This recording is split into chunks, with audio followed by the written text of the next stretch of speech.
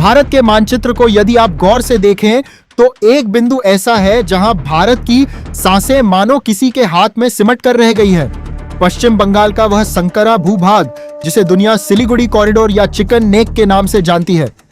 यह मात्र 21 किलोमीटर चौड़ा एक गलियारा है जो भारत की मुख्य भूमि को उसके 7 उत्तर पूर्वी राज्यों से जोड़ता है। लेकिन क्या आपने कभी सोचा है कि अगर इस गलियारे के ठीक सटे हुए पड़ोसी देश बांग्लादेश की राजनीतिक दिशा और वहां की सत्ता की प्राथमिकताएं अचानक बदल जाए तो क्या होगा? क्या यह महज एक कूटनीतिक बदलाव होगा या फिर भारत की सुरक्षा के लिए एक ऐसे अस्तित्वगत संकट की दस्तक जिसका शोर आने वाले दशकों तक हमारे रक्षा प्रतिष्ठानों को झकझोर कर रख देगा? क्योंकि अगर बांग्लादेश की धरती से कोई भी नकारात्मक प्रभाव इस गलियारे पर पड़ता है तो भारत का वह पूरा का पूरा पूर्वोत्तर हिस्सा जो सामरिक और प्राकृतिक संसाधनों का खजाना है वह देश के नक्शे से कट सकता है। एक ऐसा परिदृश्य जो न केवल भारत की एकता के लिए खतरा है बल्कि यह चीन जैसी महाशक्ति के लिए एक खुला निमंत्रण हो सकता है कि वह इस गलियारे को घेर कर भारत को एक साथ 2 मोर्चों पर उलझा दे। और यही वह सबसे बड़ा डर है जो हर भारतीय रणनीतिकार की रातों की नींद हराम करने के लिए काफी है। लेकिन इस बात को समझने के लिए कि क्या वाकई बांग्लादेश का रुख बदलना भारत के लिए एक कयामत जैसा होगा, हमें उस गहरे खेल को समझना होगा जो अंतरराष्ट्रीय सीमाओं के इस पार और उस पार बिछाया जा रहा है। अगर आप देश के सच्चे नागरिक हैं और ऐसी जानकारीपूर्ण वीडियो देखना पसंद करते हैं तो अभी चैनल को सब्सक्राइब करें और अपनी मौजूदगी दर्ज कराने के लिए कमेंट बॉक्स में जय हिंद अवश्य लिखें। आज लोग नाच गाना देखना पसंद करते हैं लेकिन ऐसी जानकारीपूर्ण वीडियो देखने वाले ही वास्तव में जागरूक नागरिक होते हैं और जागरूक नागरिक ही राष्ट्र की नींव को मजबूत रखते हैं। तो अब सवाल यह उठता है कि क्या बांग्लादेश वास्तव में भारत के लिए एक जोखिम बन सकता है? इतिहास के पन्नों को पीछे पलटिए तो आपको समझ आएगा कि 1970 के दशक में जब बांग्लादेश एक स्वतंत्र राष्ट्र के रूप में उभरा था तो भारत के लिए यह एक सुरक्षा कवच था, क्योंकि अब हमें अपनी पूर्वी सीमा पर एक मित्रवत देश मिल गया था जिससे भारत की सेना का एक बड़ा हिस्सा पश्चिमी सीमा पर केंद्रित हो सकता था। लेकिन समय का पहिया बहुत तेजी से घूमता है और राजनीति की दिशा कभी भी स्थिर नहीं रहती। हाल के वर्षों में हमने देखा है कि बांग्लादेश के भीतर के बदलते जनसांख्यिकीय ढांचे और कट्टरपंथ के उभार ने वहां की सरकारों पर एक दबाव बनाया है।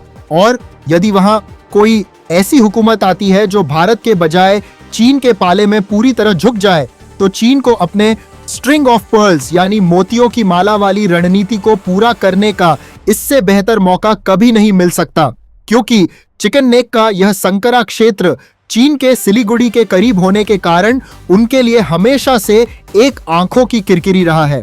और यदि बांग्लादेश का समर्थन उन्हें मिल गया तो वे बिना किसी प्रत्यक्ष युद्ध के केवल कूटनीतिक और सैन्य दबाव के माध्यम से इस क्षेत्र को एक घेरे में ले सकते हैं जिसे काटकर वे असम और उसके आगे के क्षेत्रों को शेष भारत से अलग थलग कर सकते हैं। और यह कोई कल्पना नहीं बल्कि एक संभावित सैन्य सिद्धांत है जिसे हर वैश्विक सैन्य विश्लेषक बारीकी से देख रहा है। अब आप सोच रहे होंगे कि क्या चिकन नेक के अलावा भारत के पास कोई विकल्प नहीं है? तो जवाब है कि विकल्प है, लेकिन वे कितने व्यवहारिक हैं और उन्हें लागू करने में कितना समय लगेगा, यह सबसे बड़ा रहस्य है। क्योंकि उत्तर पूर्व के उन राज्यों तक पहुंचने के लिए यदि हमें वैकल्पिक रास्तों की तलाश करनी पड़ी तो वह रास्ता न केवल भौगोलिक रूप से दुर्गम होगा बल्कि उसे बनाने में दशकों का समय और अरबों डॉलर का निवेश लगेगा। जबकि युद्ध की स्थिति में समय ही सबसे बड़ी मुद्रा होती है।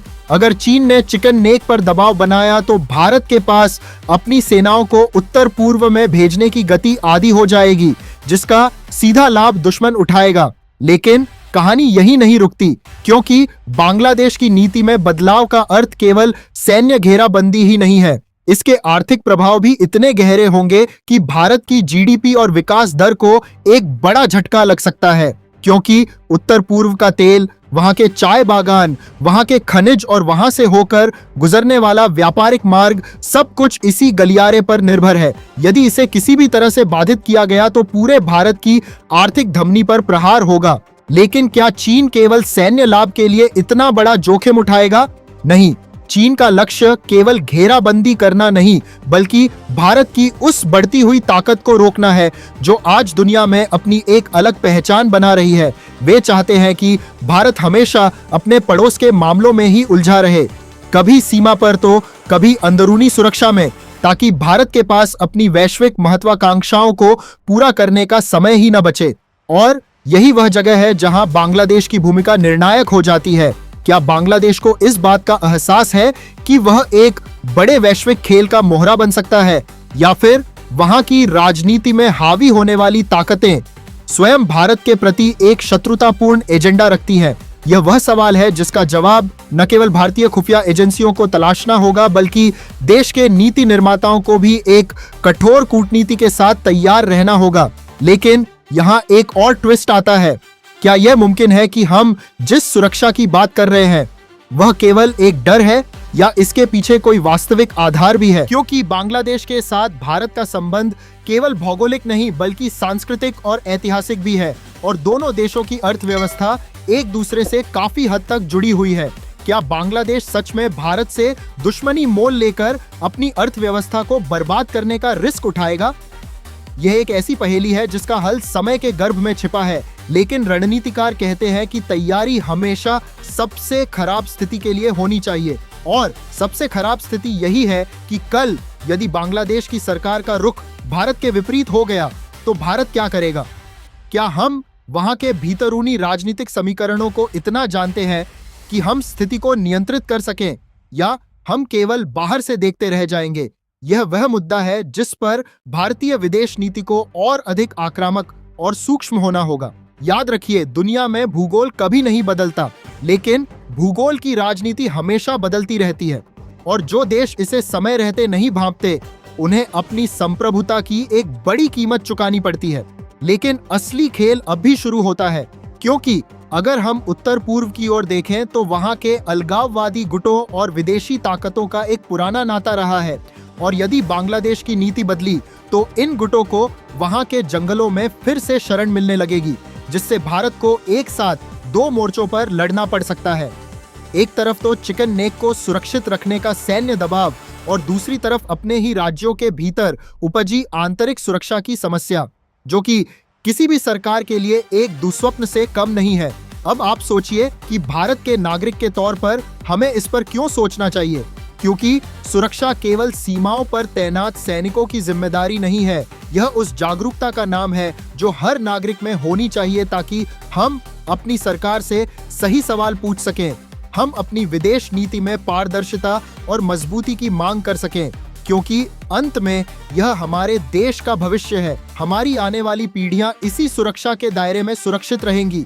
लेकिन क्या भारत इस खतरे को रोकने के लिए केवल कूटनीति पर निर्भर है, या हमारे पास जमीनी स्तर पर भी कोई ऐसा ब्लूप्रिंट तैयार है जिसे जरूरत पड़ने पर तुरंत लागू किया जा सके? यह वह बिंदु है जहां आकर कहानी बहुत गंभीर हो जाती है, क्योंकि आज भारत केवल एक क्षेत्रीय शक्ति नहीं बल्कि एक वैश्विक शक्ति के रूप में उभर रहा है, और हमारी बढ़ती ताकत ही हमारे दुश्मनों की सबसे बड़ी घबराहट है। वे जानते हैं कि अगर उन्होंने अभी भारत को नहीं घेरा तो आने वाले दशक में भारत को रोकना असंभव होगा, और इसी घबराहट में वे बांग्लादेश जैसे पड़ोसियों के माध्यम से प्रॉक्सी वॉर का खेल खेलने की कोशिश करेंगे। लेकिन भारत की स्थिति अब पहले से बहुत अलग है। हमारे पास अपनी तकनीक है, अपनी सैन्य ताकत है, और सबसे महत्वपूर्ण बात, हमारे पास एक दृढ़ संकल्प है जिसे झुकाना किसी भी दुश्मन के लिए आसान नहीं होगा। फिर भी चिकन नेक की यह संवेदनशीलता एक ऐसा सत्य है जिसे हम कभी नजरअंदाज नहीं कर सकते। यह वह गर्दन है जिसे दबाते ही भारत की सांसें थम सकती हैं, और इसलिए इस गलियारे की सुरक्षा केवल एक सैन्य चौकी तक सीमित नहीं है। यह हमारे हर एक राज्य की सुरक्षा है, यह हमारे हर एक नागरिक की सुरक्षा है। और इसलिए जब भी बांग्लादेश की नीति में किसी बदलाव की आहट सुनाई दे तो भारत के रक्षा गलियारों में हलचल होना स्वाभाविक है, और यह हलचल ही इस बात का प्रमाण है कि हम सावधान हैं, हम देख रहे हैं और हम तैयार हैं। क्योंकि जो देश अपनी रणनीतिक कमजोरियों को पहचानता है वही उन्हें अपनी सबसे बड़ी ताकत में बदलने की कला जानता है, और चिकन नेक के साथ भी यही हो रहा है। भारत वहां अपनी कनेक्टिविटी बढ़ा रहा है, वहां सैन्य बुनियादी ढांचा तैयार कर रहा है, और वहां के स्थानीय लोगों को विश्वास में लेकर एक ऐसी सुरक्षा चक्र बना रहा है जिसे भेदना किसी के लिए भी संभव न हो। लेकिन आगे क्या होगा? क्या बांग्लादेश कभी वाकई भारत के खिलाफ कोई कदम उठाएगा या फिर दोनों देश अपने साझा हितों के लिए एक साथ चलेंगे? यह तो आने वाला वक्त ही बताएगा। लेकिन एक बात तय है कि भारत कभी भी इस मामले में ढिलाई नहीं बरतेगा, क्योंकि राष्ट्र की सुरक्षा का अर्थ केवल वर्तमान की रक्षा करना नहीं है, बल्कि भविष्य के उन खतरों को आज ही समाप्त कर देना है जो कल हमारे लिए एक बड़ा संकट बन सकते हैं।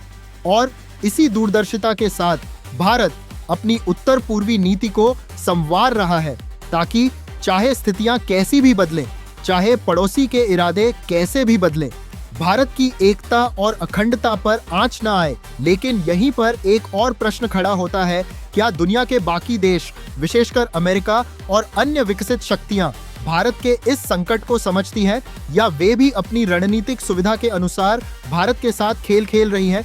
यह अंतरराष्ट्रीय संबंधों का एक ऐसा अंधेरा गलियारा है जहां केवल स्वार्थ की भाषा बोली जाती है, और वहां भारत को खुद ही अपनी ढाल बनना होगा, अपनी तलवार खुद बनानी होगी और अपने भविष्य का फैसला खुद करना होगा।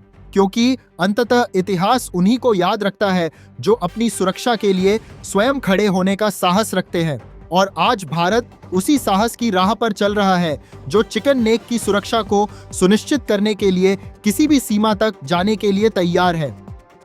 यह सफर कठिन है, यह रास्ता चुनौतीपूर्ण है, लेकिन यह भारत की अखंडता का एकमात्र रास्ता है जिसे हमें अंत तक तय करना ही होगा। और इसी के साथ हम एक ऐसी दिशा में आगे बढ़ रहे हैं जहां दुश्मन की हर साजिश को हम पहले ही भांप लेंगे, क्योंकि अब भारत वह भारत नहीं है जो चुपचाप तमाशा देखे।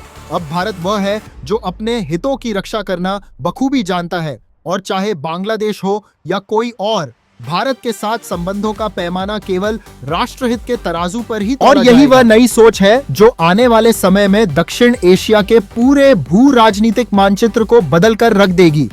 आप सोच रहे होंगे कि क्या चीन कभी रुकेगा? तो उसका जवाब है कि नहीं। चीन अपनी विस्तारवादी नीति के कारण लगातार नए नए मोर्चे खोलेगा, लेकिन भारत की रणनीतिक धैर्य और चातुर्य का जवाब शायद ही किसी के पास है, क्योंकि हमने पिछले कुछ वर्षों में अपनी सीमावर्ती बुनियादी ढांचे में जो तेजी दिखाई है उसने दुनिया को हैरान कर दिया है। आज हम उस स्तर पर हैं जहां से हम न केवल अपनी रक्षा कर सकते हैं, बल्कि जरूरत पड़ने पर पलटवार करने की क्षमता भी रखते हैं। और चिकन नेक पर भी हमने अपनी चौकसी को इतना बढ़ा दिया है कि कोई परिंदा भी पर नहीं मार सकता। तो क्या हम यह मान लें कि खतरा टल गया है? बिल्कुल नहीं, क्योंकि खतरा कभी टलता नहीं है।